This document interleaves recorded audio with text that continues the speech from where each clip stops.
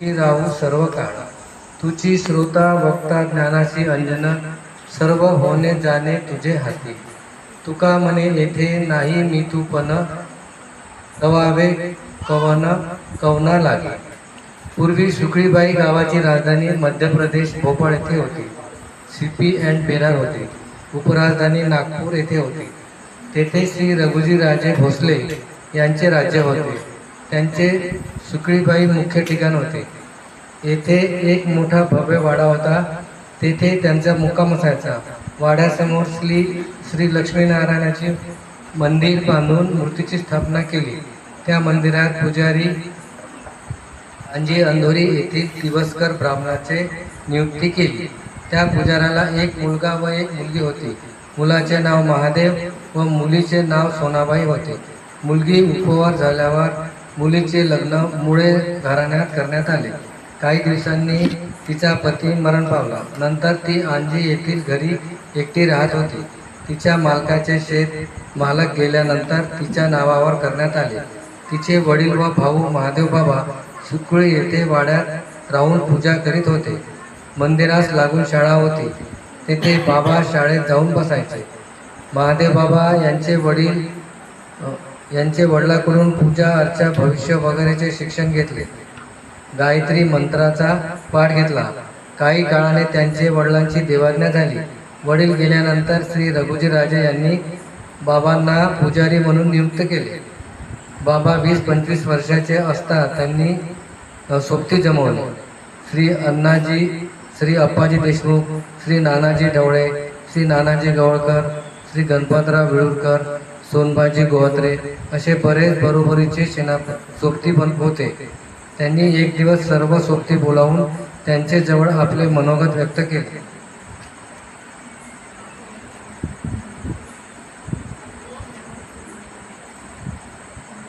हे असे, मला आता तपश्चर्या करण्याकरता एक जागा शोधायची आहे. ती जागा धाम नदीचे तीरावर व ते निश्चित केली व सर्व मंडळी मिळून कवेलूचे मकान तयार केले. काही दिवसांनी एक जुना विटाचे मंदिर सर्व गावकऱ्यांच्या मदतीने मोठे मंदिर उभे केले. तसेच मंदिराचे पूर्वेस सर्व मिळून विहीर तयार केली. विहिरीच्या दक्षिणेस कुस्त्याचे टाके तयार केले. तेथे व्यायाम करत असे. एके दिवशी एक ब्रह्मचारी संत तेथे आले व त्यांनी बाबांना दीक्षा उपदेश दिला. त्यांचे सद्गुरू नदीवर आंघोळ करून वाळूत तपश्चर्या करीत होते. ते समाधी लावून तेथे देह ठेवला. नंतर बाबाने त्यांची समाधी आताची सिद्धिविनायक होय तेथे पांढऱ्या रुईचा गणपती तयार करून स्थापना केली. मला बाबांनी सांगितले, ही गोष्ट कोणाही जवळ मी आहे तोपर्यंत सांगू नको.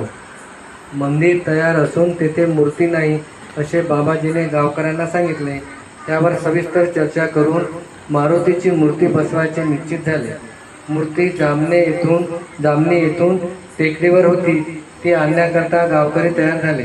बैलबंडी घेऊन गावकरी रात्री गेले. मूर्ती खोदले परंतु ती निघाली नाही. 4 बैलाची आगून लावली परंतु ती निघाली नाही. दिवस उजळला. ते परत आले. नंतर दुसरे दिवशी बाबांनी एक गडवा लोटा पाणी मंत्रून दिले व त्या मूर्तीवर टाकण्यास सांगितले.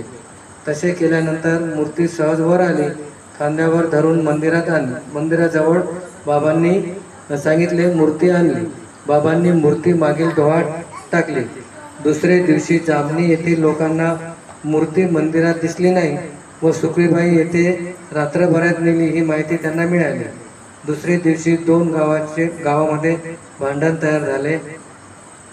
काठ्यांचे भांडण झाले. नंतर पोलीस आले व कर्फ्यू लागला.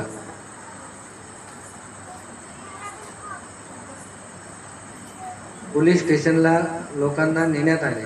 बरेच दिवस 2 गावात वाद चालू होता. नंतर पोलीस व तहसीलदार यांनी समझोता केला. बरेच दिवस जामणीचे लोक सुकळी येथे एक जा करीत नव्हते. आता येणे जाणे सुरू आहे. श्री रघुराजे भोसले यांनी सुकळी गाव त्यांच्या बहिणीस दान दिले. तेव्हापासून सुकळीबाई या नावाने ओळखले जाते. मूर्तीची प्राणप्रतिष्ठा करण्यात आली. सप्त्याची कथा कीर्तनाचा 7 दिवस कार्यक्रम चालत होते. दररोज जेवणाचा कार्यक्रम असायचा व शेवटच्या दिवशी काला व महाप्रसाद कार्यक्रम म्हणजे पुरणपोळीचे जेवण तुपाचे पिपे पिंपळगाव आरवी वरून येत होते. असा भव्य कार्यक्रम बाबा करायचे.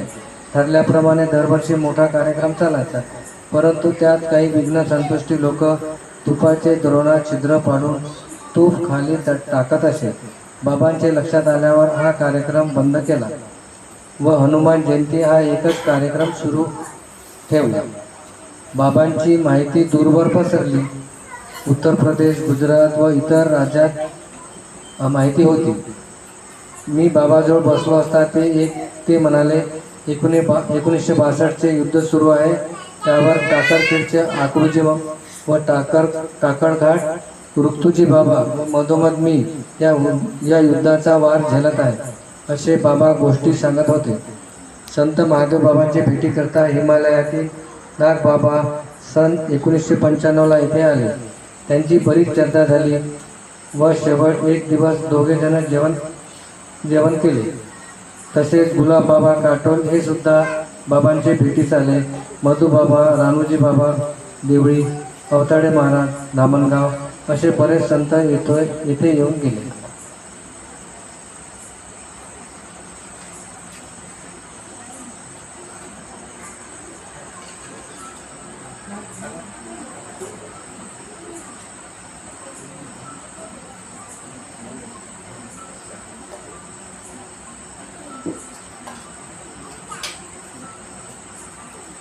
सद्गुरुनाथ महाराज की जय.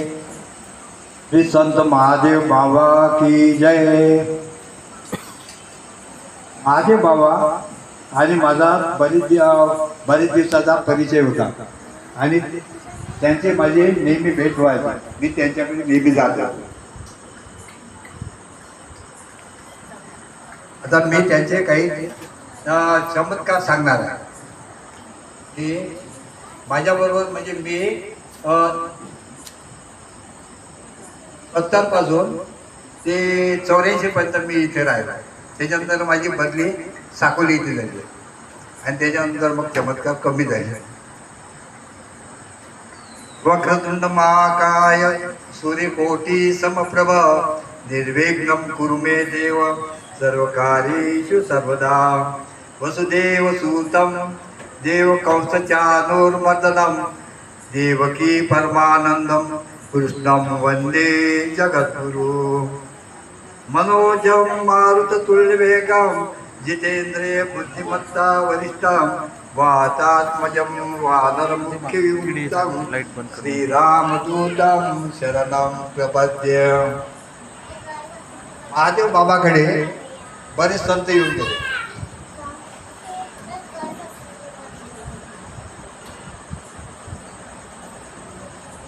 तुमचे एक मारवाडी समाजाचे नर्मदा माता होती. नर्मदा माता ते गुरु होती. ओळखणार ते नेहमी शनिवारी दिवशी यायचे महाराजाकडे आणि माझं घर रस्त्यावरच आहे. तर माझ्या घरातूनच ती येत होती. त्याच्यामुळे मी त्याच्या मागच येत होतो आणि दोघांची चर्चा चालायची. मग मी बाबांना विचारलं, बाबा म्हणलं ह्या कोण आहे, तुमचा परिचय कसा? तर म्हणे ही माझी बहीण आहे म्हणे आणि ही मारवाडी लोकांची म्हणे गुरु आहे, त्यांना उद्देश दिलेला आहे म्हणे असे महाराज सांगत होते. बाबांनी सांगितलं कुठे राहायचे, पण मारवाडी समाजाचे ते गुरु आहे. आता ऐका, आता न ते बरेच वर्ष झाले ना, ह्या गेल्या बरेच वर्ष झाले.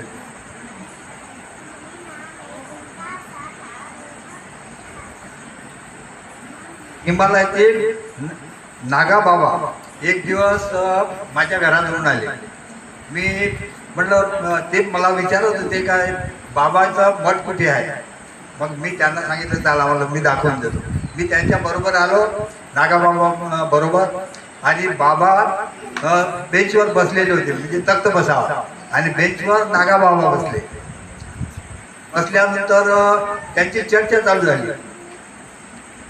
नागाबाबाच्या पायाखालून एक मोठा साप आला आणि नागाबाबाच्या पायात महादेव बाबा काय म्हणते, अरे म्हणजे तो पाहिलं म्हणजे तुझ्या पाय घालून ते एक भुजंग चालला होते. नागा बाबा त्यांना बाबांना म्हणाले, बाबा म्हणे हे तुमचीच करामत आहे म्हणे, ते अंदरचे बाबा इथून चालले म्हणे, मी ओळखलं म्हणे त्यांना. त्यांचा या चमत्कार म्हणजे मी समोर बसलो होतो, मग मी ते यांचा चमत्कार दोघांचा पाहिला. त्याच्यानंतर एक गुलाब बाबा काटेलवाले, ऐकलं जर तुम्ही, गोपाला गोपाला देवकी नंदन गोपाल. तर ते गुलाब बाबा एक दिवस असे म्हणत होते का त्याला महादेव बाबाच्या दर्शनाला आपण सर्व जाऊ. मग आम्ही सर्व मंडळी गावातली निघालो त्यांच्या बरोबर. त्यांची कवाडी होती पहिले, ते फाटात त्याला घुंगरू बांधून होते आणि कवाडी वेळवायची होती. कुलूप लावून होतं एक मोठं. मग तिथे आल्यानंतर गुलाब बाबांना आवाज दिला, म्हणजे कुलूप काढा बाबा म्हणे. बाबा म्हणे अरे काढणं म्हणजे तुझ्या आहे